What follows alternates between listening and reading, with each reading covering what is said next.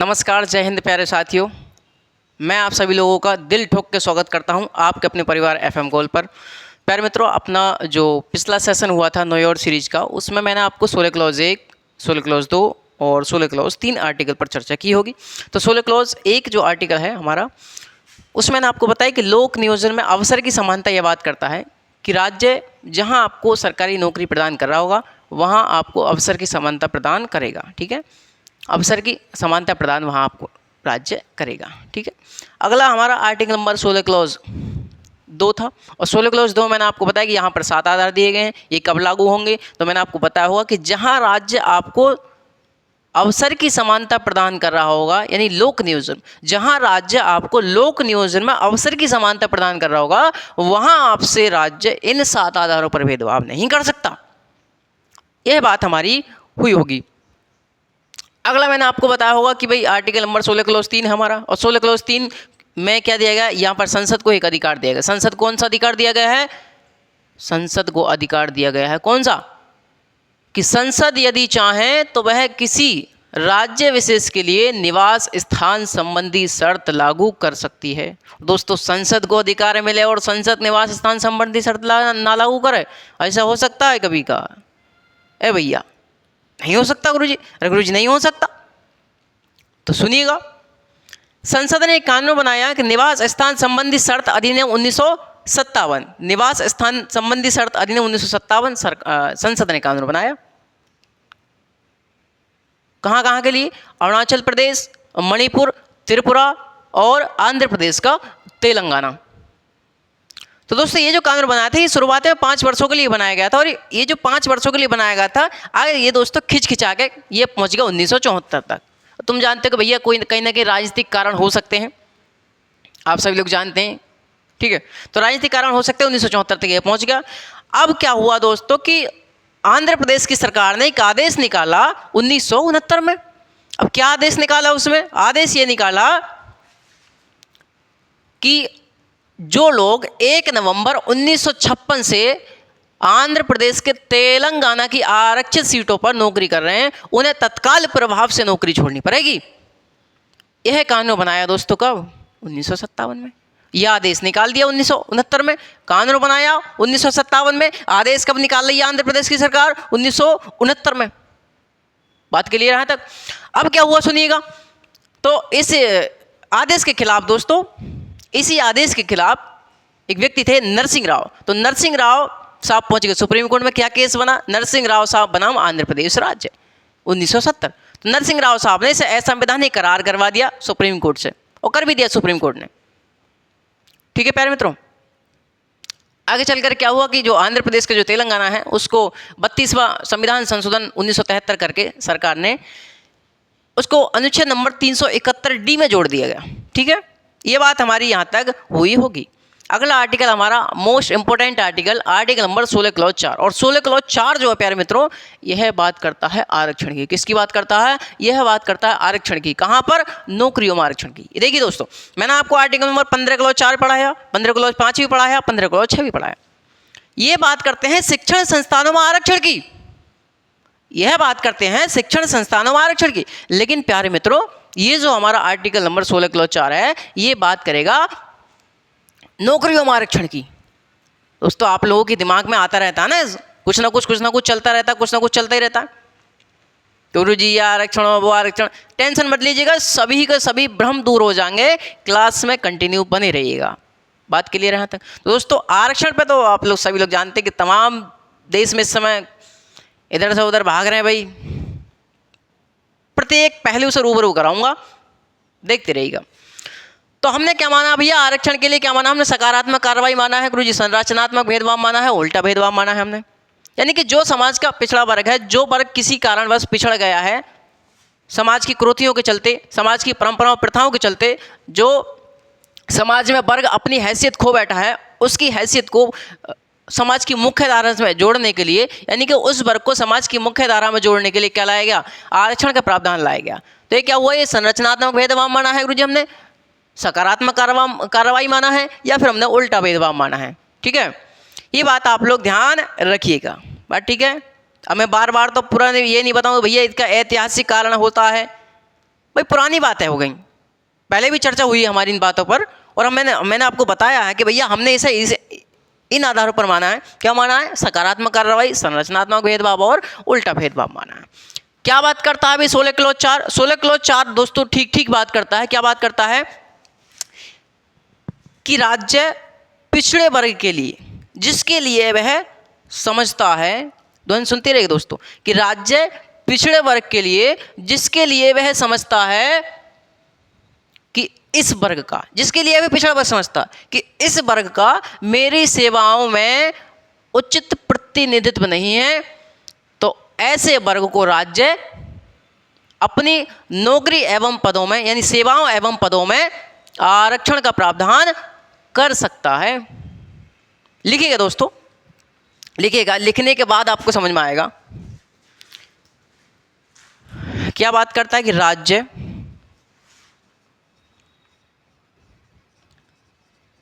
राज्य पिछड़े वर्ग को, जिसके लिए वह समझता है कि इस वर्ग का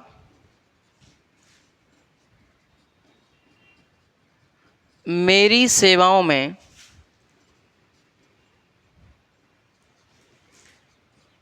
उचित प्रतिनिधित्व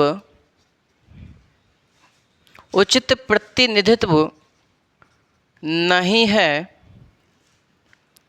उचित प्रतिनिधित्व नहीं है, तो राज्य ऐसे पिछड़े वर्ग को अपनी सेवाओं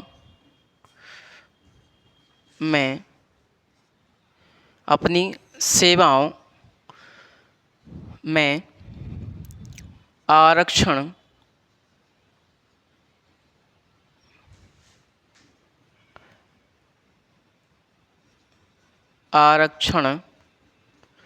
का प्रावधान कर सकता है, आरक्षण का प्रावधान कर सकता है। क्या बताता है भैया आर्टिकल नंबर 16 क्लॉज 4? ये बात करता है कि राज्य पिछड़े वर्गों के लिए, दोस्तों राज्य पिछड़े वर्गों के लिए, जिसके लिए वह पिछड़ा वर्ग समझता है, मतलब जो राज्य को लगे। क्या बताया? कि राज्य पिछड़े वर्गों के लिए, जिसके लिए वह पिछड़ा वर्ग समझता है कि इस वर्ग का मेरी सेवाओं में उचित प्रतिनिधित्व नहीं है, जितना सेटिस्फैक्टरी रिप्रेजेंटेशन होना चाहिए उतना रिप्रेजेंटेशन नहीं है नौकरियों में, तो ऐसी परिस्थिति में क्या कर सकता है राज्य? उस वर्ग को अपनी सेवाओं और पदों में क्या दे सकता है? आरक्षण का प्रावधान कर सकता है। प्यारे मित्रों 16 क्लॉज 4 ये बात करता है। ठीक है, तो आपको एक बात पता चली कि गुरुजी यहां से आरक्षण लेने के लिए क्या होना चाहिए? पहली बात तो वर्ग कैसा होना चाहिए? पहली बात तो वर्ग पिछड़ा होना चाहिए गुरुजी, पहली बात तो वर्ग पिछड़ा होना चाहिए, है ना, पिछड़ा होना चाहिए। पहली बात आपको पता चली कि वर्ग पिछड़ा होना चाहिए गुरुजी। दूसरा मैं आपको बताऊं, दूसरा क्या है? कि उस वर्ग का सेवाओं में उचित प्रतिनिधित्व ना हो, उचित प्रतिनिधित्व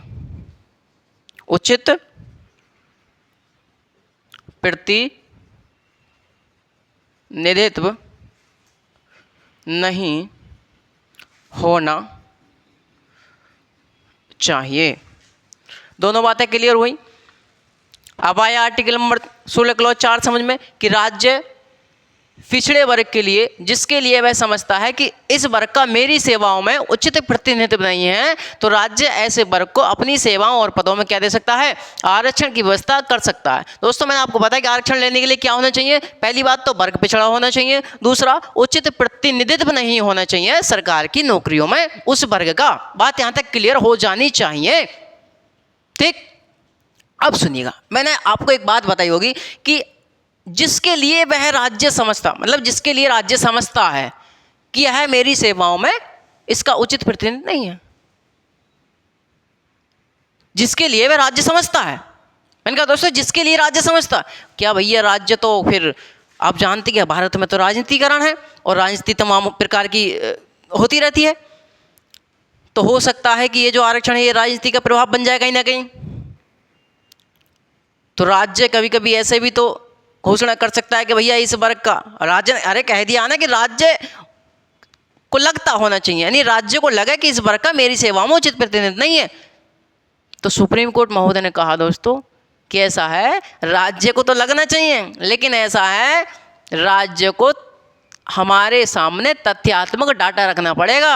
ऐसा नहीं कि आपने अपने मनमाने तरीके से आप लोग आरक्षण दे रहे हैं, ऐसा नहीं होना चाहिए भाई। आपके तो आर्बिट्री नहीं होने चाहिए, आपका मनमाने तरीका से नहीं होना चाहिए, बल्कि आपको जब आप आरक्षण देंगे तो आपको कोर्ट के सामने तथ्यात्मक डाटा रखना पड़ेगा, फैक्चुअल डाटा रखना पड़ेगा कि हाँ ये जातियां हैं, ये पिछड़ी जातियां हैं, तो उसके बाद हम लोग इन पर जांच करेंगे। ऐसा नहीं है आपने अपने मनमानी तरीके से दे दिया, चुनाव आ रहे हैं तो आपने मनमानी तरीके से दे दिया अपना, ये नहीं होना चाहिए, ये कुछ नहीं होना चाहिए प्यारे मित्रों।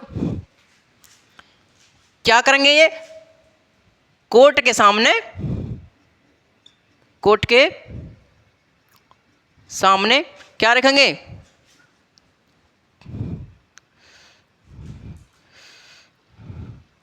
तथ्यात्मक डाटा, तथ्यात्मक डाटा रखेंगे किसके सामने, सर्वोच्च न्यायालय के सामने। बात यहाँ तक क्लियर है।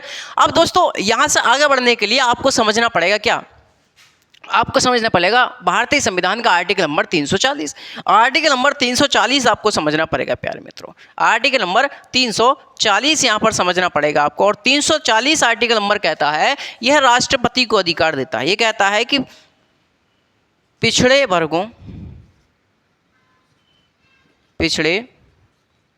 वर्गों की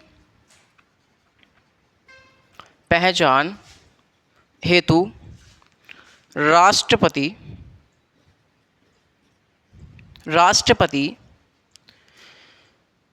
एक आयोग का गठन कर सकता है। आर्टिकल नंबर 340 आपको समझना पड़ेगा कि राष्ट्रपति जो है वो पिछड़े वर्गों की पहचान करने के लिए एक आयोग का गठन कर सकता है, ठीक है। यह बात करता है हमारा आर्टिकल नंबर 340। तो दोस्तों राष्ट्रपति ने अब तक 2 आयोगों का गठन किया है, एक तो पहला था काका कालेलकर आयोग, दूसरा हमारा बीपी मंडल आयोग, है ना।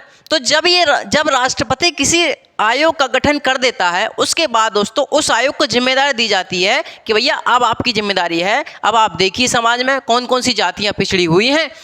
अब वो जो रिपोर्ट होगी, उस आयोग की जो रिपोर्ट होगी दोस्तों, वो रिपोर्ट आयोग जो है राष्ट्रपति के सामने रखेगा। मैंने कहा कि राष्ट्रपति एक आयोग का गठन करेगा पिछड़े वर्ग की पहचान करने के लिए। अब राष्ट्रपति ने जब आयोग का गठन कर दिया तो अब वो आयोग क्या काम है, उस आयोग का काम है कि भैया आप पूरे भारत से छांटो कौन कौन सी जातियां पिछड़े वर्ग लायक हैं, यानी पिछड़े वर्गों में आती हैं।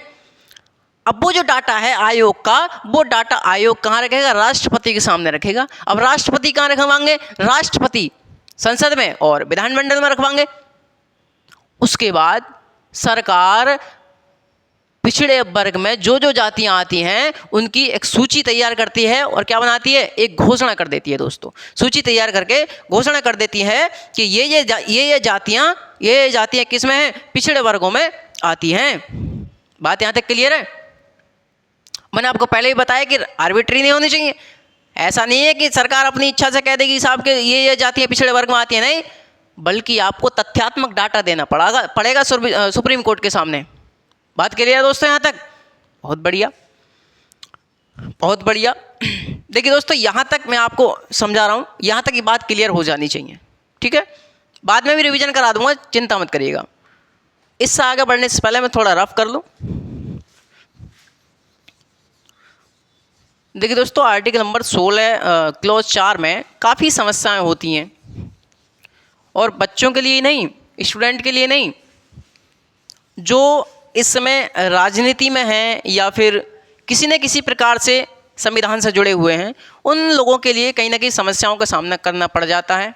ठीक है, तो उन सभी समस्याओं का समाधान मैं लेकर के आया हूँ आपके सामने। आप लोग दोस्तों चिंता ना करें किसी भी प्रकार की। ठीक है, एवन सर आपके साथ हैं और FM गोल्ड परिवार सदैव आपके साथ है। ठीक है दोस्तों, बात एक बार ये आई उठ करके निकल करके बात ये आई कि साहब एक बात बताइए कि हम पिछड़े वर्ग में से अति पिछड़ा वर्ग निकाल सकते हैं क्या? कौन सी बात आई कि पिछड़े वर्ग में से हम अति पिछड़ा वर्ग निकाल सकते हैं क्या? यानी कि क्रीमी लेयर में से नॉन क्रीमी लेयर निकाल सकते हैं क्या? बात ये आई। देखिए दोस्तों, अब तक क्या है, अब तक मैं क्या मान रहा हूँ, अब तक मैं तीनों को मान रहा हूँ, SC ST OBC till now, मतलब अब तक जब तक मैं बोल रहा हूँ अब तक मैं क्या कर रहा हूँ, मैं आपको SC ST और OBC मैं तीनों को मान रहा हूँ पिछड़े वर्ग में। ठीक है, मैं तीनों को मान रहा हूँ पिछड़े वर्ग में। ठीक है दोस्तों, अब सुनिएगा मेरी बात ध्यान से आप लोग। तो कौन सा सवाल खड़ा हुआ कि साहब पिछड़े वर्ग में से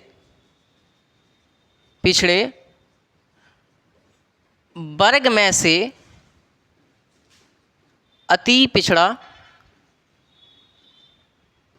वर्ग निकाला जा सकता है क्या? ये क्वेश्चन उठा सुप्रीम कोर्ट के सामने एक बार कि पिछड़े वर्ग में से अति पिछड़ा वर्ग निकाला जा सकता है, यानी क्रीमी लेयर में से नॉन क्रीमी लेयर निकाला जा सकता है। दोस्तों क्रीमी लेयर और नॉन क्रीमी लेयर का कॉन्सेप्ट चल रहा है। तो पहला केस यहां पर आएगा, तो सुप्रीम कोर्ट महोदय ने पहला केस उसका आया, क्या आया सुप्रीम कोर्ट का कि बालाजी बनाम मैसूर राज्य 1963 का मामला। तो बालाजी बनाम मैसूर राज्य 1963 के मामले में सर्वोच्च न्यायालय द्वारा कहा गया, देखिए दोस्तों आपको दो मामले यहाँ पर ध्यान रखने होंगे, एक तो बालाजी बनाम मैसूर राज्य का मामला, एक होता हमारा इंदिरा साहनी का मामला। कौन सा? इंदिरा साहनी का मामला आपको ध्यान रखना पड़ेगा। तो सुनिएगा, तो बालाजी बनाम मैसूर राज्य के मामले में सर्वोच्च न्यायालय द्वारा कहा गया कि आप पिछड़े वर्ग में से अति पिछड़ा वर्ग नहीं निकाल सकते। क्या कहा गया दोस्तों कि क्या नहीं कर सकते? पिछड़े वर्ग में से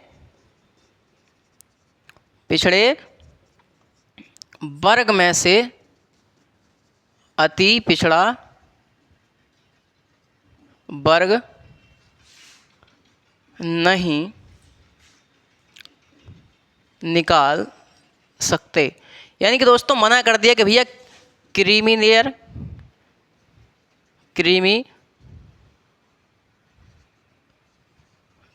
लेयर और नॉन क्रीमी लेयर और क्रीमी लेयर का कॉन्सेप्ट यहाँ पर लागू नहीं होगा। कब कहा गया सर्वोच्च न्यायालय द्वारा? बालाजी बनाम मैसूर राज्य 1963 के मामले में यह कह दिया गया। बात ठीक है। अगला मामला आता है दोस्तों हमारा इंदिरा साहनी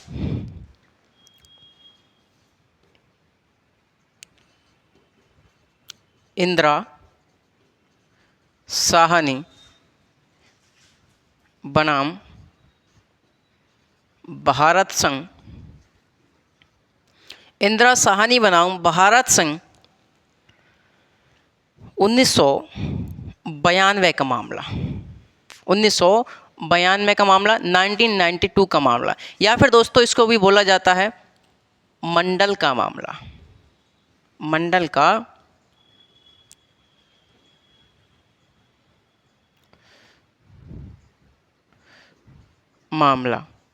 ठीक। इंदिरा साहनी बनाम भारत संघ 1992 के मामले में, जिसे हम बोलते हैं मंडल का मामला भी बोलते हैं प्यारे मित्रों। देखिए सुनिएगा, अब तक SC और OBC, SC और ST था। क्या था? अब तक एससी और एसटी था, लेकिन क्या हुआ 1992 में अब ओबीसी भी आ चुका है प्यारे मित्रों। अब क्या आ चुका है? अब ओबीसी भी आ चुका है। तो जो निर्णय 1963 के मामले में सुप्रीम कोर्ट ने दिया था कि आप पिछड़े वर्ग में से अति पिछड़ा वर्ग नहीं निकाल सकते दोस्तों, उसी निर्णय को इंदिरा साहनी बनाम भारत संघ के मामले में क्या कर दिया?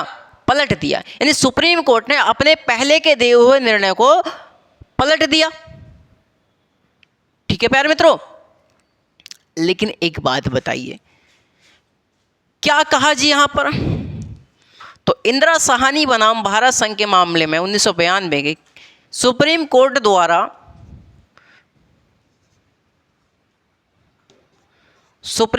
द्वारा कहा गया, सर्वोच्च न्यायालय द्वारा कहा गया कि पिछड़े वर्ग में से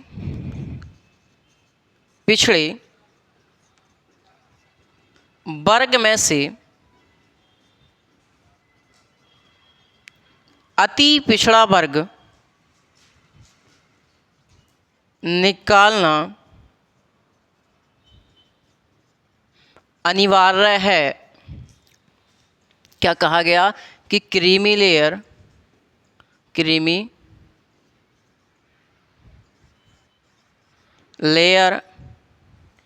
और नॉन क्रीमी लेयर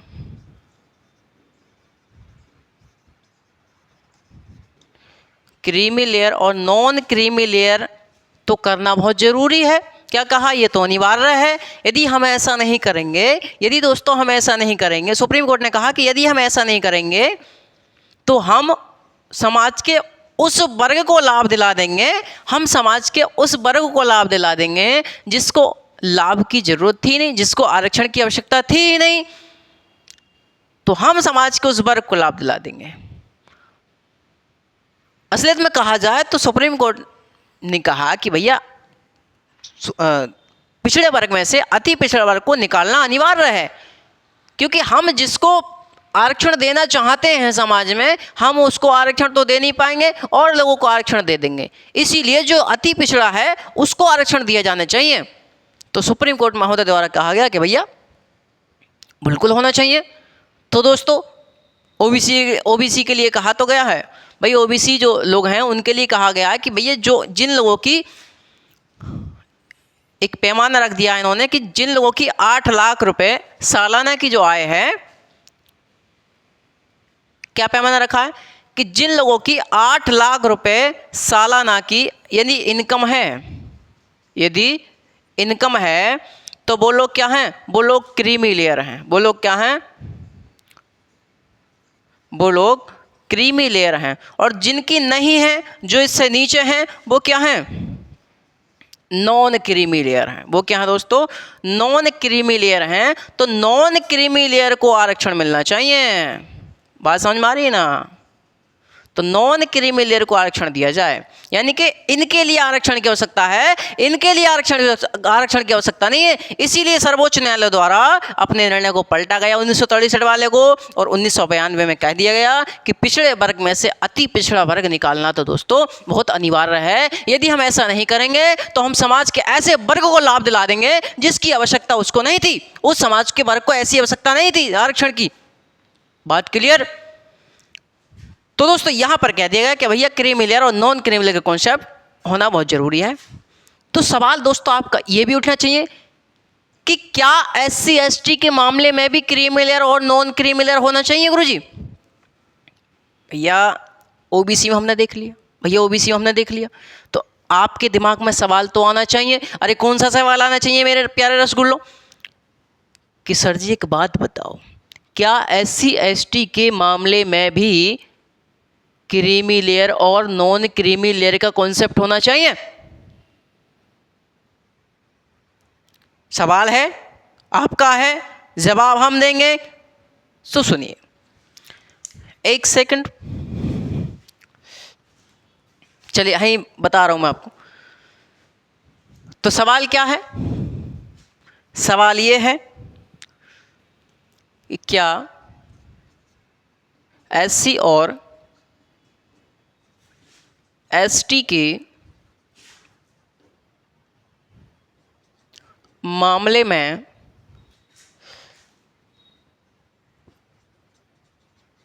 पिछड़े वर्ग में से अति पिछड़ा वर्ग को निकाल सकते हैं क्या। भैया सवाल कौन सा है हमारा? सवाल ये है कि जिस प्रकार से हमने देखा कि भैया ओबीसी में क्या कर दिया, क्रीमी लेयर और नॉन क्रीमी लेयर का कॉन्सेप्ट लागू कर दिया कि जिसकी 8 लाख रुपया इनकम आय है सालाना की, वो क्रीमी लेयर है, उसको आरक्षण का लाभ नहीं मिलेगा। जो नॉन क्रीमी लेयर है उसको आरक्षण का लाभ मिलेगा। तो क्या ये हमने देखा कि क्या यही वाली व्यवस्था SC ST के मामले में भी हमको देखने को मिलती है? सुप्रीम कोर्ट से यह सवाल पूछा गया। तो सुप्रीम कोर्ट से यह सवाल पूछा गया और सुप्रीम कोर्ट महोदय ने दोस्तों कब? सुप्रीम कोर्ट महोदय ने प्यारे मित्रों, केस था 2004 का, क्या नाम था? EV चिन्नैया बनाम आंध्र प्रदेश राज्य, EV चिन्नैया बनाम आंध्र प्रदेश राज्य 2004। ठीक। तो सुनिएगा, तो EV चिन्नैया बनाम आंध्र प्रदेश राज्य के मामले में किससे पूछा गया? सुप्रीम कोर्ट से पूछा गया कि महोदय SC ST में भी पिछड़े वर्ग में से अति पिछड़ा वर्ग निकाल सकते हैं क्या? मतलब SC ST में भी क्रीमी लेयर और नॉन क्रीमी लेयर का कॉन्सेप्ट लागू कर सकते हैं क्या? तो सुप्रीम कोर्ट द्वारा यहां पर मना कर दिए गए। यहां क्या कह दिया गया कि नहीं, हम क्या नहीं कर सकते, SC और ST के मामले में, ST के मामले में, SC और ST के मामले में पिछड़े वर्ग में से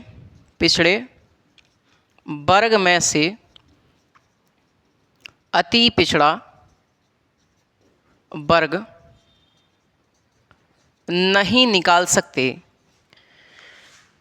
क्या कह दिया कि SC और ST के मामले में पिछड़े वर्ग में से अति पिछड़ा वर्ग नहीं निकाल सकते, यानी कि क्रीमी लेयर में से नॉन क्रीमी लेयर नहीं निकाल सकते। बात समझ में आ रही है आपको? बात समझ में आ रही प्यारे मित्रों? तो यहां पर यह बात कह दी गई। ठीक है, अब क्या हुआ सुनिएगा। अब जो विवाद चल रहा है, अब हम बात करते हैं जो मुद्दे पर, जो हमारा वर्तमान में विवाद चल रहा है। आपने देखा कि भैया अभी भारत बंद भी हुआ है ना, अभी भारत बंद हुआ 21 अगस्त को, आपने देखा है ना। तो भारत बंद क्यों हुआ, हम इस बात पर भी चर्चा करेंगे। भैया क्या कारण थे उसके, तो हम उस बात पर भी चर्चा करेंगे प्यारे मित्रों। सुनिएगा, तो आप लोग एक केस और लिखिएगा, एक केस आप लोग और लिखिएगा। दूसरा मामला है हमारा देवेंद्र सिंह बनाम पंजाब राज्य, पंजाब स्टेट, यानी कि Devendra Singh versus state of Punjab, ऐसे लिखेगा, स्टेट ऑफ पंजाब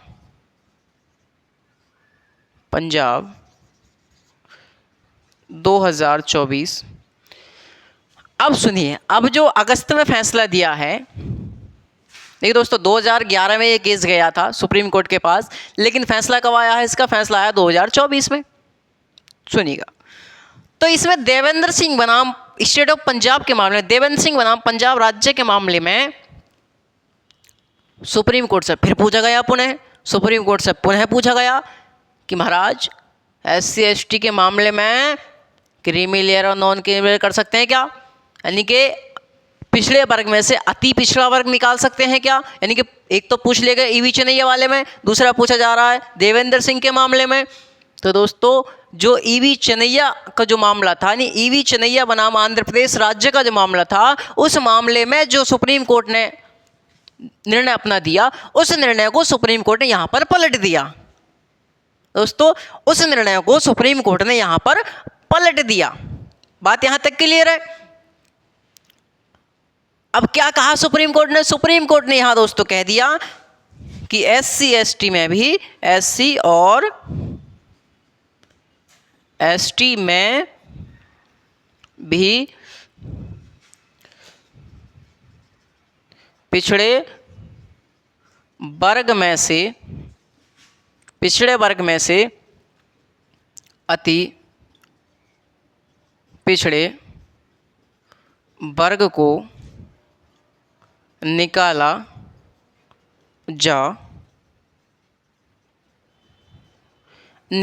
जा सकता है। क्या कह दिया भैया? देवेंद्र सिंह जी के मामले में, तो देवेंद्र सिंह के मामले में कहा गया कि SC और ST में क्या कर सकते हैं हम लोग? पिछड़े वर्ग में से भी अति पिछड़ा वर्ग निकाल सकते हैं। कब कहा गया? देवेंद्र सिंह का मामला, जो वर्तमान में जो इसका आदेश आया है 2024 में। तो हमने क्या देखा भैया? हमने देखा कि अभी हमारे जो SC ST के लोग हैं, इन्होंने विरोध में क्या कर दिया? अभी भारत बंद हुआ हमारा 21 अगस्त को। तो दोस्तों है क्या कि भैया जो आरक्षण, देखिए सुनिएगा, SC ST को जो आरक्षण दिया जाता है वो उनकी आर्थिक स्थिति देखकर नहीं दिया जाता है, बल्कि दोस्तों उनकी सामाजिक हैसियत को देखकर दिया जाता है। उनकी सामाजिक हैसियत इस प्रकार की है समाज में, इस प्रकार की दोस्तों कि समाज में वो लोग मुंह उठाकर जी भी नहीं सकते, मुंह उठाकर जी भी नहीं सकते दोस्तों। ऐसी सामाजिक स्थिति कर रखी है लोगों ने दोस्तों। तमाम आए दिन उदाहरण आते रहते हैं। आपने इंद्र मेघवाल का उदाहरण सुना राजस्थान में। एक दोस्तों IAS PCS लेवल का इंसान, आदमी, उसको घोड़ी पर नहीं चढ़ने दिया गया कि आप दलित हैं, आप छोटे वर्ग से आते हैं, छोटी जाति से आते हैं। क्या छोटी जाति में पैदा होना उसका गुनाह था? दोस्तों जो चीज़ आपको संयोग मात्र मिली है उस पर आप लोग गुमान दिखा रहे हैं, उस पर आप लोग गर्व कर रहे हैं, ऐसा नहीं होना चाहिए। बल्कि दोस्तों जीने का अधिकार और आपकी स्वतंत्रता और उसकी स्वतंत्रता बराबर हैं, सभी के लिए संविधान ने आपको अधिकार दिए हैं। लेकिन फिर भी समाज में क्या होता है? फिर भी पक्षपात जैसी भावनाएं हमें देखने को मिलती हैं। फिर भी दोस्तों हमें ये पक्षपात जैसी भावना देखने को मिलती हैं। दोस्तों जब पढ़े लिखे इंसान जब ऐसे लोगों की विचारधारा में फंस जाते हैं जो सांप्रदायिकता की राजनीति करते हैं, तो प्यारे मित्रों कहीं ना कहीं दिल बहुत ज़्यादा दुखता है, दिल बहुत दुखता है जब पढ़े लिखे इंसान ऐसी बातें करते हैं। तो बात समझ में आ रही है मेरी? तो देखिएगा, तो ये सुप्रीम कोर्ट ने कह दिया देवेंद्र सिंह के मामले में इसका विरोध हो रहा है भारत में, इसका विरोध हो रहा है भारत में बुरी तरीका से। तो दोस्तों SC ST का आरक्षण आर्थिक आधार पर नहीं मिलता, बल्कि दोस्तों इनको तो इनकी सामाजिक हैसियत के आधार पर मिलता है, जो समाज ने इनको पीछे करा है, जो समाज की कुरीतियों ने, परंपराओं ने, प्रथाओं ने इनकी सामाजिक हैसियत को खो दिया है इन लोगों ने। उसको समाज की मुख्य धारा से लाने के लिए आरक्षण दिया जाता है। जब देखिए दोस्तों आरक्षण समाप्त करने का एक ही तरीका है, आरक्षण समाप्त करने का एक ही तरीका है, आप समाज में जाति प्रथा खत्म कर दीजिए, आप समाज में जाति प्रथा खत्म कर दीजिए, आप समाज में ऊंच नीच का भेदभाव खत्म कर दिए, तो दोस्तों आप लोग मान लीजिएगा कि आरक्षण समाप्त हो रहा है। देखिए जब आप लोग भाई समाज में जाति वगैरह खत्म हो जाएंगी तो क्या होगा कि ये लोग भी क्या कर देंगे, ये लोग भी ये अपना आरक्षण मांगना बंद कर देंगे। जब आप इन्हें बराबरी का अधिकार देना नहीं चाहते, भैया इन्हें बराबरी का अधिकार देना नहीं चाहते, तो सरकार कुछ करती है तो फिर अब आप लोग विरोध करते हैं, फिर आप लोग विरोध करते हैं। बात समझ में आ रही है? देखिए सुनिए दोस्तों, ज़्यादा हम लोग इस पर बात पर नहीं जाएंगे क्योंकि आप लोग जानते हैं कि ऑनलाइन मंच है, ठीक है। तो अब क्या होगा यहाँ पर हमारा OBC जैसा ही होगा। यहाँ पर ये क्राइटेरिया डिसाइड कर देंगे कि भैया इस क्राइटेरिया से जो नीचे हैं उन्हें आरक्षण मिलेगा, जो इस क्राइटेरिया से ऊपर हैं उन्हें आरक्षण नहीं मिलेगा। बात समझ में आ रही है? तो मैं आपको बता दूं कि प्यारे मित्रों, देवेंद्र सिंह का जो मामला है, देवेंद्र सिंह के मामले में कह दिया गया है कि भैया SC ST में पिछड़े वर्ग में से अति पिछड़ा वर्ग निकाला जा सकता है, यानी कि क्रीमी लेयर में से नॉन क्रीमी लेयर निकाला जा सकता है। यानी कि दोस्तों यदि आपके घर में आपके घर में एक पीढ़ी को आरक्षण का लाभ मिल चुका है, तो आपकी जो दूसरी पीढ़ी है उसको आरक्षण का लाभ नहीं मिलेगा, क्योंकि आप क्या पहुंच सके हैं, आप जो है समाज की मुख्य धारा में जुड़ चुके हैं, आपकी जो पीढ़ी है वो समाज की मुख्य धारा में जुड़ चुकी है। ये व्यवस्था कर दी जाएगी। और दोस्तों सुप्रीम कोर्ट ने कहा है कि राज्य सरकारें इसको अपने अपने आधार पर करेंगे। तो दोस्तों जब राज्य सरकारें अपने आधार पर करेंगी तो क्या हो सकता है? तो दोस्तों भारत में राजनीति में बहुत बड़ा फेरबदल हो सकता है और कहीं ना कहीं क्षेत्रवाद को भी बढ़ावा मिल सकता है। इससे कहीं ना कहीं क्षेत्रवाद को भी यहाँ से बढ़ावा मिल सकता है। मैं आपको प्यारे मित्रों बता दूं, ठीक है। तो जैसे ही ये मामला आया कि भैया SC/ST में क्रीमिलेयर और नॉन क्रीमिलेयर का कॉन्सेप्ट लागू होगा, वैसे ही प्यारे मित्रों, वैसे ही हमारी जो कैबिनेट है, जो हमारे मोदी मंत्रिमंडल है, जो हमारा कैबिनेट मंत्रिमंडल है, उन्होंने इस जो ये वाला जो डिसीजन है, इस डिसीजन को नहीं माना। इसमें अस्वीकृति दायर की अपनी, कहा कि भैया हम इसको नहीं मानते कि आरक्षण जो है SC/ST के मामले में हम क्रीमिलेयर और नॉन क्रीमिलेयर लागू करना नहीं चाहते। हम SC/ST के मामले में क्रीमिलेयर और नॉन क्रीमिलेयर लागू करना नहीं चाहते। किसने कहा? कि ये हमारे कैबिनेट का निर्णय है, ये हमारे कैबिनेट का निर्णय है। लेकिन प्यारे मित्रों एक बात बताइए, यदि कैबिनेट को नहीं देना है भैया, यदि सरकार को नहीं देना है, यदि सरकार को नहीं देना है तो सरकार क्या कर दे? सरकार संविधान में संशोधन कर दे। अरे भैया मैं तो ये बात कह रहा हूँ, मैं कह रहा हूँ यदि सरकार SC/ST की इतनी ही हितैषी है, यदि सरकार SC/ST की इतनी हितैषी है और सरकार कह रही है कि नॉन क्रीमिलेयर और क्रीमिलेयर का कॉन्सेप्ट नहीं लागू होगा, तो मैं ये कह रहा हूँ सरकार एक संविधान संशोधन विधेयक क्यों नहीं लाती? संविधान संशोधन विधेयक सरकार क्यों नहीं लाती? उसके तहत लिखवा दे कि SC/ST का आरक्षण जैसा पहले था वैसा ही बना रहेगा। इससे क्या होगा? इससे सरकार को ऑप्शन नहीं मिलेगा। इससे सरकार को अब भविष्य में एक क्या मिल गया? एक ऑप्शन मिल गया। इसीलिए सरकार संविधान संशोधन विधेयक नहीं लेकर के आ रही है। बात क्लियर है दोस्तों? क्योंकि यदि संविधान में लिख दिया जाएगा तो भैया आरक्षण जैसे का वैसे था वैसे ही रहेगा, जैसे का तैसा रहेगा। लेकिन यहाँ पर सरकार को एक ऑप्शन मिल गया कि अब सरकार भविष्य में कभी चाहे, अब सरकार भविष्य में कभी चाहे तो SC/ST के मामले में क्रीमिलेयर और नॉन क्रीमिलेयर का मामला कॉन्सेप्ट लागू कर सकती है। प्यारे मित्रों यहाँ तक ये बात है, बात आपको समझ में आई होगी, आपको ये बात पता चल गई। अब दूसरा क्वेश्चन यहाँ पर ये उठता है प्यारे मित्रों, दूसरा क्वेश्चन ये उठता है कि गुरुजी एक बात बताओ, कि गुरुजी एक बात बताओ, कि गुरुजी एक बात बताओ कि आपने कहा कि भैया क्रीमिलेयर और नॉन क्रीमिलेयर के मामले में हमने चर्चा करी, हमने OBC पर भी देख लिया, OBC पर देख लिया हमने 1992 के मामले कह दिया सरकार ने कि ये तो करना अनिवार्य है। उसके बाद हमने देखा कि भैया SC/ST में भी किया जा सकता है को ई नहीं बना, आंध्र प्रदेश राज्य 2004 के मामले में मना कर दिएगा।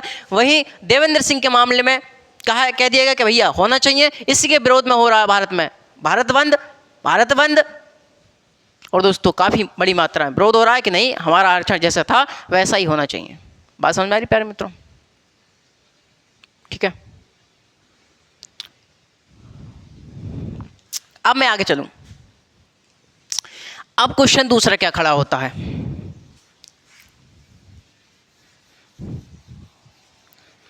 अब क्वेश्चन दूसरा खड़ा ये होता है प्यारे मित्रों कि सर आप इतनी देर से पिछड़ा वर्ग कर रहे हैं, हमें ये बताइए कि पिछड़ा वर्ग होगा क्या? क्या होगा पिछड़ा वर्ग? मतलब पिछड़े वर्ग में हम किसे शामिल करेंगे, हम कैसे अंदाजा लगाएंगे इन पिछड़े वर्ग का पैरामीटर क्या होगा? सर हमें ये बताइए। आप कह रहे हैं कि साहब पिछड़ा वर्ग होना चाहिए आरक्षण के लिए, तो पिछड़ा वर्ग होगा क्या? सवाल ये उठता है प्यारे दोस्तों, प्यारे मित्रों, प्यारे साथी। चलेगा,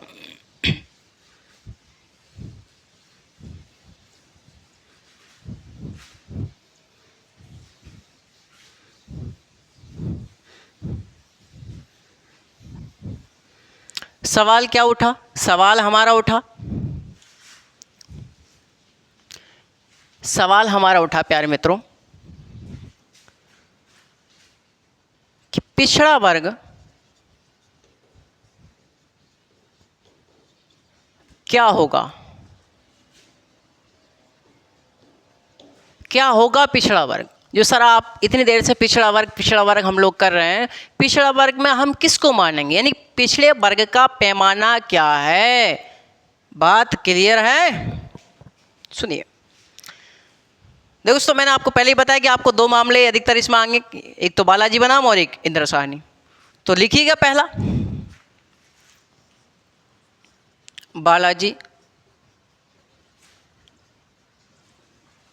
बालाजी बनाम मैसूर राज्य 1963। इस मामले में सर्वोच्च न्यायालय द्वारा कहा गया कि ये जो जाति है, जाति पिछड़े वर्ग का आधार बिल्कुल नहीं मानी जाएगी। जाति पिछड़े वर्ग का आधार नहीं मानी जाएगी। क्या कहा? बालाजी बनाम मैसूर राज्य के मामले में कि जाति पिछड़े वर्ग का आधार नहीं मानी जाएगी, लेकिन यदि किसी जाति के किसी जाति के 90% यानी 95% लोगों की सामाजिक, शैक्षणिक,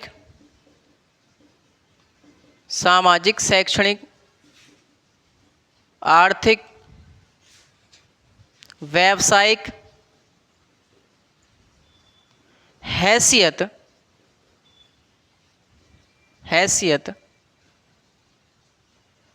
यदि हैसियत एक जैसी है तो वह जाति भी पिछड़े वर्ग का आधार मानी जा सकती है। क्या कहा गया? बालाजी बनाम मैसूर राज्य के मामले में कि पिछड़ा वर्ग क्या होगा, इन्होंने बताया कि जाति पिछड़े वर्ग का आधार नहीं मानी जाएगी। भैया जाति कतई पिछड़े वर्ग का आधार नहीं मानी जाएगी, बल्कि यदि किसी जाति के 90% लोगों की सामाजिक, आर्थिक, शैक्षणिक, व्यावसायिक यदि स्थिति एक जैसी है तो दोस्तों वह जाति भी क्या मान ली जाएगी? पिछड़े वर्ग का आधार मान ली जाएगी। बात यहां तक क्लियर है प्यारे मित्रों? तो दोस्तों आप लोग उदाहरण देखते रहते हैं आप लोग कि आप उस जाति से बिलोंग करते हैं तो हम आपकी चाय नहीं पीना चाहते आपके हाथ की बनाई हुई, हम आपकी लड़की से शादी नहीं करना चाहते हैं, हम आपकी लड़की शादी नहीं करना चाहते भाई। यदि दोस्तों यदि कोई लड़का यदि किसी ब्राह्मण लड़की से शादी कर भी लेता है दोस्तों, यदि सवर्ण लड़के शादी कर लेता है चोरी छुपके, तो प्यारे मित्रों शादी रोकने की तो रोकते हैं ही वो दोस्तों मार भी देते हैं ये लोग।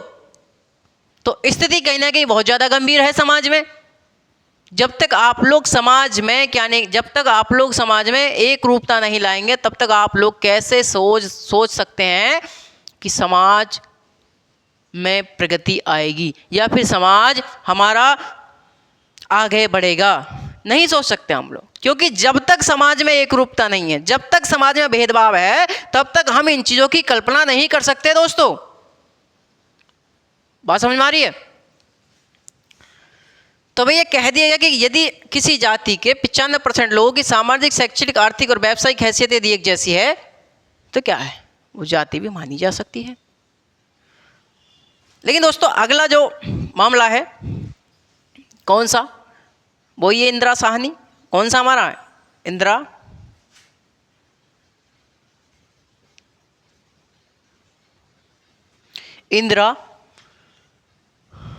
साहनी, इंदिरा साहनी बनाम भारत संघ 1992 का मामला। इसमें क्या कहा गया, जहां ऊपर मना किया गया कि भैया जाति पिछड़े वर्ग का आधार नहीं मानी जाएगी, बल्कि दोस्तों यहां पर क्या कह दिया गया, सुप्रीम कोर्ट द्वारा अपने पहले के निर्णय को यहां पलट दिया गया और कह दिया गया कि जाति भी पिछड़े वर्ग का आधार मानी जाएगी। ये लीजिए दोस्तों, क्या कह दिएगा कि भैया जाति भी पिछड़े वर्ग का आधार मानी जाएगी। किस में कह दिया गया, 1992 के मामले में कह दिया गया। और दोस्तों आप लोग सभी जानते हैं कि क्या है, यहाँ ओबीसी भी आ चुका है 1992 तक, तो आप लोग सभी समझदार हैं। ठीक है प्यारे मित्रों, तो देखिए अब आपका क्वेश्चन ये होना चाहिए कि गुरुजी एक बात बताओ, हमने पिछड़ा वर्ग भी देख लिया कि पिछड़ा वर्ग क्या होगा, बात ठीक है, हमने पिछड़ा वर्ग भी देख लिया प्यारे मित्र, पिछड़ा वर्ग क्या होगा, ठीक है। हमने ये भी देख लिया कि अति पिछड़ा वर्ग में से अति पिछड़ा वर्ग निकाला जा सकता है क्या, गुरुजी देख लिया। अब हम लोग ये देखेंगे कि ये जो आरक्षण दिया जाता है इसकी अधिकतम सीमा कितनी होनी चाहिए। ये जो आरक्षण दिया जाता है प्यारे मित्रों, इसकी अधिकतम सीमा कितनी होनी चाहिए, ठीक। तो क्वेश्चन हमारा बिल्कुल तैयार है। देखिए क्या क्वेश्चन है हमारा क्वेश्चन सीधा साधा है भाई, कि आरक्षण की अधिकतम सीमा कितनी होनी चाहिए। भैया कोई ना कोई तो लिमिट होनी चाहिए आरक्षण की, कि 100 के 100% आरक्षण दे देंगे आप लोग, नहीं, बिल्कुल लिमिट है भैया। अरे भैया बिल्कुल लिमिट है, सुप्रीम कोर्ट द्वारा लिमिट बताई गई है सरकार को। तो दोस्तों देखिएगा, अब मैंने आपको बताया कि भैया दो केस अधिकतर आपको ध्यान रखने हैं इसमें। पहला, बालाजी बनाम मैसूर राज्य, बालाजी बनाम मैसूर राज्य, बालाजी बनाम मैसूर राज्य 1963 के मामले में पूछा गया सुप्रीम कोर्ट से, क्या पूछा गया कि आरक्षण की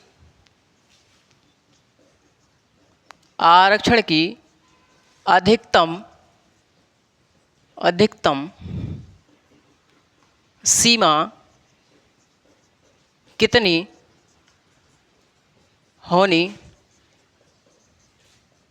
चाहिए। ये लीजिए दोस्तों, क्वेश्चन क्या था कि भैया आरक्षण जो आप लोग दे रहे हैं इसकी अधिकतम सीमा कितनी होनी चाहिए, अधिकतम सीमा कितनी होनी चाहिए। तो दोस्तों इसमें कहा गया कि आरक्षण की सीमा 50%, सुप्रीम कोर्ट का क्या निर्णय है कि आरक्षण की जो सीमा है वो लगभग 40% होनी चाहिए। कितनी होनी चाहिए, 40% होनी चाहिए। लेकिन आप लोग खिंचखिचा के आप लोग अधिकतम 50% तक लेकर के जा सकते हैं। इनके आरक्षण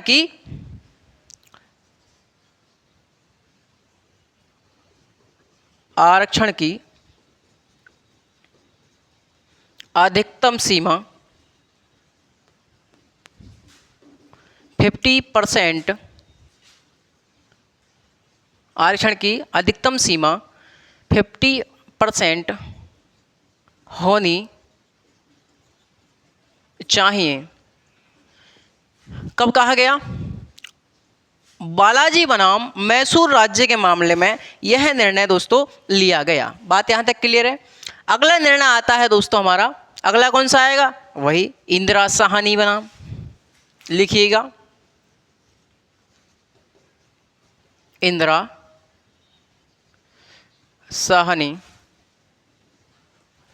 साहनी बनाम भारत संघ, Indira Sahni versus union of India 1992। इसमें क्या कहा गया दोस्तों, इसमें कहा गया कि आरक्षण की अधिकतम सीमा 50% ही होनी चाहिए। देखिए सुनिएगा मेरी बात ध्यान से, इसमें कहा गया कि आरक्षण की अधिकतम सीमा 50% ही होनी चाहिए, लेकिन कुछ विषम परिस्थितियों में अति पिछड़े क्षेत्रों के लिए, जो दोस्तों पूर्वोत्तर राज्य हैं, जैसे असम वगैरह हो गए, मेघालय वगैरह हो गए, तो पूर्वोत्तर एरिया के जो राज्य हैं उनके लिए इस सीमा को बढ़ाया भी जा सकता है। इस सीमा को बढ़ाया भी जा सकता है। क्या बताया मैंने आपको बताया कि ये जो 50% वाला डिसीजन है कब दिया गया? बालाजी बनाम मैसूर राज्य 1963 के मामले में कहा गया सुप्रीम कोर्ट के द्वारा कि आरक्षण की अधिकतम सीमा कितनी होनी चाहिए? 15% होनी चाहिए, ठीक है। लेकिन दोस्तों 1992 में जो इंदिरा साहनी बनाम भारत संघ का मामला आ रहा है, इसमें पहले के निर्णय को बदल दिया जा रहा है। क्या कहा जा रहा है कि आरक्षण की अधिकतम सीमा 50% ही होनी चाहिए, लेकिन कुछ विषम परिस्थितियों में अति पिछड़े राज्यों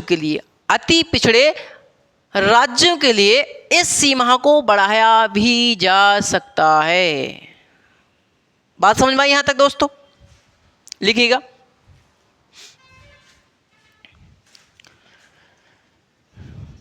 सुप्रीम कोर्ट का निर्णय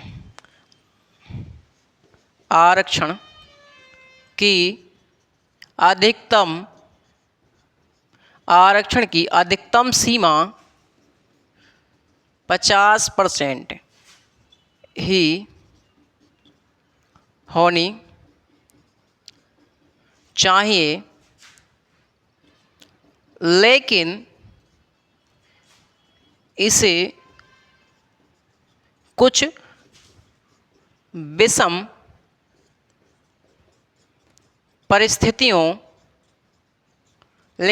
कुछ विषम परिस्थितियों में अति पिछड़े क्षेत्रों के लिए बढ़ाया भी जा सकता है। ये लीजिए प्यारे मित्रों, क्या कह दिया?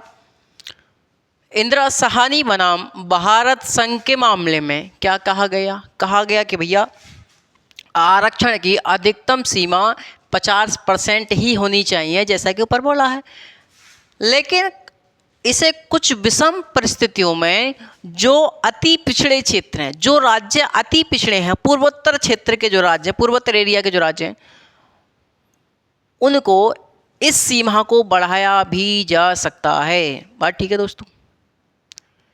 लेकिन प्यारे मित्रों, ये जो आंकड़ा है, इस आंकड़े को लगभग बहुत से राज्यों ने इस आंकड़े को गंभीरता से नहीं लिया दोस्तों। आप तमिलनाडु में देख लीजिए, महाराष्ट्र में देख लीजिए, बिहार में देख लीजिए, है ना, तो कहने कि 60% से प्लस है, इनको तो 60% प्लस है। बात समझ में आ रही प्यारे मित्रों? हरियाणा में देखिए आप लोग, हरियाणा में देख लीजिएगा, तो कह दिया कि भैया 50% ही होनी चाहिए, लेकिन इसे कुछ विषम परिस्थितियों में बढ़ाया भी जा सकता है अति पिछड़े क्षेत्रों के लिए। बात ठीक है प्यारे मित्रों? बहुत बढ़िया। अब मैं आपको बता दूं कि एक बात बताइए, हमने बताया कि भैया अति पिछड़े क्षेत्रों के लिए इसे बढ़ाया भी जा सकता है, तो आपके दिमाग में एक सवाल आना चाहिए, क्या गुरुजी यहाँ पर आंकड़े डिसाइड नहीं कर रहे हैं कि पिछड़े कितने होंगे? यहाँ पर आंकड़े डिसाइड नहीं कर रहे हैं कि पिछड़े कितने होंगे, बल्कि दोस्तों यहाँ पर तो पिछड़े डिसाइड कर रहे हैं कि आंकड़े कितने होंगे। मैंने कहा कि भैया यहाँ पर क्या हो रहा है, यहाँ पर आंकड़े डिसीजन नहीं ले रहे हैं कि पिछड़े कितने होंगे, बल्कि यहाँ पर तो पिछड़े वर्ग डिसीजन ले रहे हैं कि हमारे आंकड़े क्या होंगे। जब भी तो कहा गया कि 50% से अधिक बढ़ाया जा सकता है कुछ विषम परिस्थितियों में अति पिछड़े क्षेत्रों के लिए, तो पिछड़े ही तो डिसाइड कर रहे हैं कि आंकड़े कितने होने चाहिए। यहाँ तो आंकड़े 50% से अधिक भी जा सकते हैं, लेकिन दोस्तों नॉर्मल जो हमारी सामान्य जो आरक्षण की सीमा है वो 50% ही है। आप लोग ध्यान रखें कि 50% से अधिक आरक्षण नहीं होना चाहिए। लेकिन दोस्तों मैंने आपको एक बात और बताई है कि भैया इस वाले निर्णय को, सुप्रीम कोर्ट के निर्णय को राज्यों ने गंभीरता से नहीं लिया है, ठीक है ना। तो आपकी ये वाली बात पता चल गई होगी। दोस्तों एक बार की बात है, सुनिएगा। एक बार सरकार लेकर के I carry forward rule. Carry forward rule सरकार लेकर के आई। कैरी फॉरवर्ड रूल, इसे हम बोलते हैं अग्रनयन नियम। अग्रनयन नियम सरकार हमारी लेकर के आई। ये क्या था दोस्तों? तो जब अग्रनयन नियम सरकार लेकर के आई तो सरकार ने कहा कि यदि किसी विशेष वर्ष में आरक्षित सीटें नहीं भरी जाती हैं, यदि किसी विशेष वर्ष में आरक्षित सीटें नहीं भरी जाती हैं, तो उन सीटों को ऐसा नहीं है कि आप सामान्य में डाल देंगे, बल्कि उन सीटों को अगले वर्ष की सीटों में जोड़ दिया जाएगा।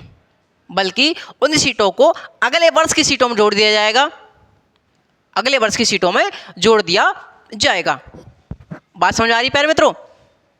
और ऐसी प्रक्रिया 2 सालों तक चलेगी। यदि 2 सालों तक भी वह सीटें नहीं भर पाती हैं, तब आप लोग सामान्य में डाल सकते हैं उन सीटों को। ऐसा आप लोग समझ में आएगी। देखिए सुनिएगा, ये है क्राइटेरिया हमारे यहाँ। क्या है? SC ST OBC, ठीक है। SC ST OBC, SC के लिए मान चल लगभग 15%, ST के लिए 7.5%, OBC के लिए 27%, ठीक है भाई। 15 22%, 27% जोड़ लीजिएगा। मैं लगभग 50% मान रहा हूँ इसे। प्यारे मित्रों आप लोग समझिएगा, मैंने जो आपको बताया है अग्रनयन नियम में, वो आप लोग समझने के लिए आपको पहले यहाँ समझना होगा। मैं आपको ये बताऊं कि भैया हम SC ST को मान चलो 22.5%, 27% OBC को। अभी हम लोग EWS की बात नहीं कर रहे हैं, क्योंकि उसे संविधान संशोधन के माध्यम अभी जोड़ा वर्तमान में, ठीक है ना। हम उसकी बात नहीं कर रहे हैं, हम बात कर रहे हैं SC ST और OBC की। और इन्हें मान करके चलिएगा, हम लोग इसे 50% मान रहे हैं, ओवरऑल मान के चलिएगा, ठीक है। अब इन्होंने बताया है कि यदि किसी विशेष वर्ष में मान के चलिएगा, ये 2024 चल रहा है, 2024 चल रहा है। इस 2024 में इन्होंने कोई वैकेंसी निकाली, 2024 में कोई वैकेंसी निकाली। अब उस वैकेंसी में ये जो 22.5% सीटें हैं, ये जो हैं भर नहीं पाई ये किसी वजह से, ठीक है भाई। 22.5% सीटें SC और ST की। अब सरकार ऐसा नहीं है सरकार कि भैया इन सीटों को जनरल में काउंट कर देगी अगले साल के लिए, ऐसा नहीं है। बल्कि दोस्तों इन सीटों को अगले वर्ष के लिए क्या कर दिया जाएगा? अगले वर्ष के लिए भी इन्हें आरक्षित किया जाएगा। मतलब ऐसा नहीं कि भैया यहाँ सीटें नहीं भरेंगी तो सामान्य में कर दिएंगे, बल्कि नहीं, बल्कि इन्हें अगले वर्ष के लिए जोड़ दिया जाएगा। अब 2025 में सरकार कोई वैकेंसी निकालती है, अब 2025 में कोई वैकेंसी सरकार निकालेगी तो प्यारे मित्रों उसमें ये 3% सीटें जुड़ जाएंगी। मान चलो 3% नहीं भरी तो 3% सीटें यहाँ पर जुड़ जाएंगी। यदि इस वर्ष में भी नहीं भरी जाती हैं, मान चलो इसमें भी रह गई 5-6% खाली, तो 3% और ये लगभग 8% बढ़ गई, 5% रह गई तो 8% फिर अगले वर्ष में जोड़ दी जाएंगी। ऐसा दोस्तों 2 सालों तक चलेगा, यानी 2 वर्षों तक ऐसा चलेगा। यदि 2 वर्षों तक ये सीटें नहीं भरी जाती हैं, तब सरकार उन्हें जनरल में काउंट कर सकती है। बात समझ भाई मेरी? मैंने क्या कहा प्यारे मित्रों, यहाँ पर अग्रनयन नियम में जो कैरी फॉरवर्ड रूल जो सरकार लेकर के आई, उसमें मैंने आपको बताया कि यदि किसी विशेष वर्ष में आरक्षित सीटें नहीं भरी जाती, मैंने आपको बताया कि आरक्षित सीटें 15%, 7.5%, 27% OBC। यदि किसी विशेष वर्ष में आरक्षित सीटें नहीं भरी जाती हैं, तो ऐसा नहीं है कि अगले साल को उन्हें काउंट करके जनरल में डाल देंगे हम, ऐसा नहीं है। बल्कि उन सीटों को अगले वर्ष के लिए जोड़ दिया जाएगा, अगले वर्ष की सीटों में जोड़ दिया जाएगा। और ऐसा जो है ऐसा चलेगा अगले 2 वर्षों तक, ऐसा चलेगा हमारे अगले 2 वर्षों तक। जैसे 2024 में नहीं भरी गई सीट, मान चले 3% खाली रह गई, अब 3% जो सीटें खाली रह गई वो सीटें 2025 में जुड़ जाएंगी। कहाँ जुड़ जाएंगी? 2025 में जुड़ जाएंगी। ठीक है, अगर 2025 में भी सीटें नहीं भरी गई, 3% ये खाली रह गई, मान चलो 5% यहाँ खाली रह गई, अब 5% और 3% 8%। अब 2026 में कोई वैकेंसी निकाले सरकार, अब 2026 में जब वैकेंसी निकालेगी सरकार तो उसमें क्या होगा? उसमें भी 8% सीटें फिर जोड़ देंगे। तो भैया 50%, भैया 50% प्लस 8% कितना हो गया? 58%। कितना मेरे लाल? 58%। अभी जो 58% है ये तो गुरुजी 50% की लिमिट से बाहर है। ए भैया, ए रसगुल्लो, यार सुनो, अब ये क्या हुआ? ये तो 50% की लिमिट से हमारा बाहर हो गया। जो इंदिरा साहनी बनाम भारत संघ के मामले में बोला गया है वो तो बाहर हो गया, वो तो बाहर हो गया। ये तो कहीं ना कहीं उल्लंघन कर दिया सुप्रीम कोर्ट के आदेश का, सुप्रीम कोर्ट के आदेश का यहां पर उल्लंघन कर दिया गया। तो ऐसे में दोस्तों, ऐसे में एक व्यक्ति आए, ऐसे में व्यक्ति आए, एक देवदासन, देवदासन निकल कर के आए। उनका नाम था क्या? देखिए केस लिखिएगा आप लोग, देवदासन, देवदासन, ये देवदास नहीं, देवदासन बनाम,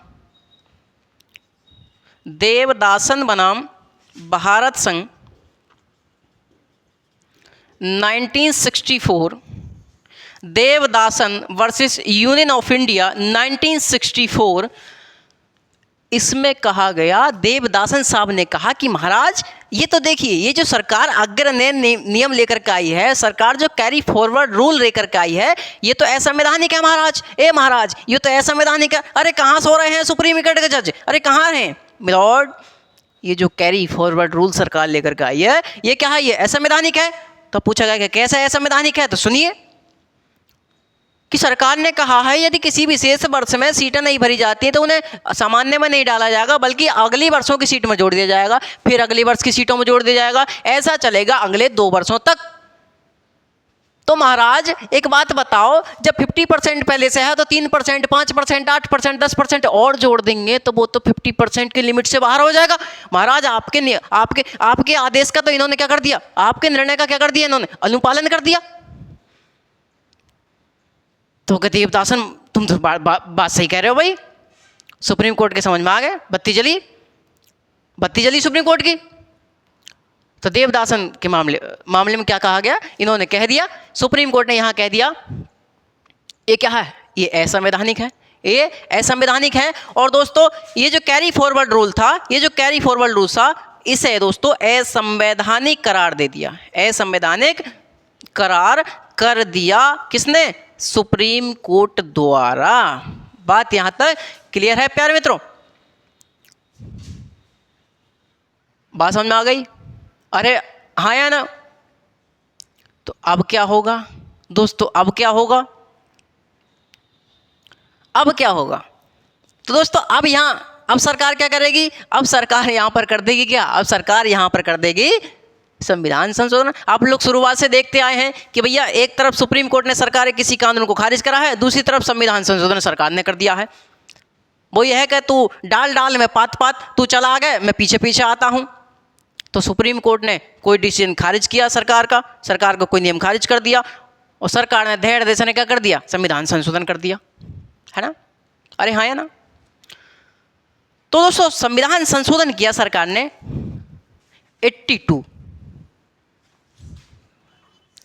82वां संविधान संशोधन 2000 सरकार ने किया। और दोस्तों संविधान में जोड़ दिया हमारा आर्टिकल नंबर 16 क्लॉज 4 बी, यानी कि खा। अभी ए भी आएगा, अभी चिंता नहीं कीजिएगा, अभी ए भी आएगा, ठीक है? आप लोग चिंता ना करें, अभी ए भी आएगा, पहुंचाऊंगा वहां तक भी आपको। तो सुप्रीम कोर्ट महोदय ने सरकार ने क्या करा? सुप्रीम कोर्ट महोदय के खिलाफ जो सुप्रीम कोर्ट ने निर्णय दिया था कि भैया ये संवैधानिक है, असंवैधानिक करार जो दिया है ये जो असंवैधानिक करार दिया है दोस्तों, इसके खिलाफ सरकार ने क्या कर दिया, 82वां संविधान संशोधन 2000 में किया। और क्या जोड़ दिया, आर्टिकल नंबर 16 क्लॉज 4B यानी खा जोड़ दिया। और क्या लिखा, क्या लिखा सरकार ने, अरे भैया सरकार ने क्या लिखा, अब सरकार ने ये लिखा, लिखिएगा सरकार ने क्या लिखा इसमें, 16 क्लॉज 4 में सरकार ने क्या लिखा, जरा मैं रफ कर लूँ 2 मिनट। तो सरकार ने इसमें ये कहा,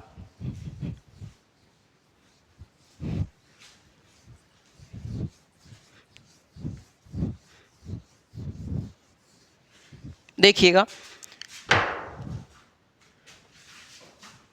सरकार ने आर्टिकल नंबर 16 क्लॉज 4B जो जोड़ा यानी खा जो जोड़ा, ख, इसमें लिखा सरकार ने कि यदि किसी विशेष वर्ष में, यदि किसी विशेष वर्ष में आरक्षित सीटें नहीं भरी जाती हैं तो उनके लिए एक अलग वर्ग बनाया जाएगा। ये लीजिए दोस्तों,